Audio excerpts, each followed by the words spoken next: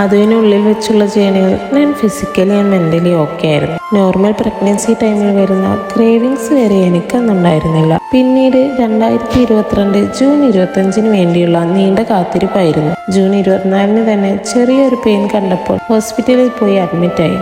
ശേഷമുണ്ടായ പല കാര്യങ്ങളും എനിക്കൊന്നും ഓർമ്മയില്ല. രാത്രി 10 മണിയായപ്പോൾ എൻ്റെ പെയിൻ കൂടി. പിറ്റേ ദിവസം രാവിലെ 9:10 നീണ്ട വേദനയ്ക്ക് ശേഷം അവൻ ഞങ്ങളിലേക്ക് എത്തി. അവനെ കണ്ടതും അതുവരെ സഹിച്ചതെല്ലാം മറന്നു. അതുവരെ എല്ലാം ഓക്കെ ആയിരുന്നു. എന്നാൽ റൂമിൽ എത്തിയപ്പോഴാണ് കുട്ടിയെ NICUവിലേക്ക് മാറ്റിയത് ഞാൻ അറിഞ്ഞത്. ന്യൂമം ആയതുകൊണ്ട് തന്നെ എനിക്കതത്ര വിഷമം തോന്നിയില്ല. അവനെ ഫീഡ് ചെയ്യാൻ വേണ്ടി കരയുമ്പോൾ റൂമിലേക്ക് കൊണ്ടുവരും. അപ്പോഴേക്ക് അവൻ ഉറങ്ങിയിട്ടുണ്ടാകും. അങ്ങനെ പലതവണ അവനെ ഫീഡ് ചെയ്യാൻ പോലും പറ്റാതെ NICUവിലേക്ക് തന്നെ കിടത്തിയിട്ടുണ്ട്. എന്നിട്ടും അതൊന്നും എനിക്കത്ര വിഷമം തോന്നിയിരുന്നില്ല. എല്ലാം ഓക്കെ ആയി ഞങ്ങൾ വീട്ടിലേക്ക് മടങ്ങി. പിറ്റേ ദിവസം തന്നെ ഞങ്ങൾ വീണ്ടും ഹോസ്പിറ്റലിലേക്ക് പോയി. റീസൺ അവന് ബിൽറുബിൻ കൂടുതലായിരുന്നു. അത്തവണ അഡ്മിറ്റ് ആക്കിയപ്പോൾ ഫീഡിംഗ് ടൈമിന് വേണ്ടി ഞാൻ കാത്തിരുന്നു. എല്ലാം കഴിഞ്ഞ് ഓക്കെ ആയി വീണ്ടും വീട്ടിലേക്ക് പോയി.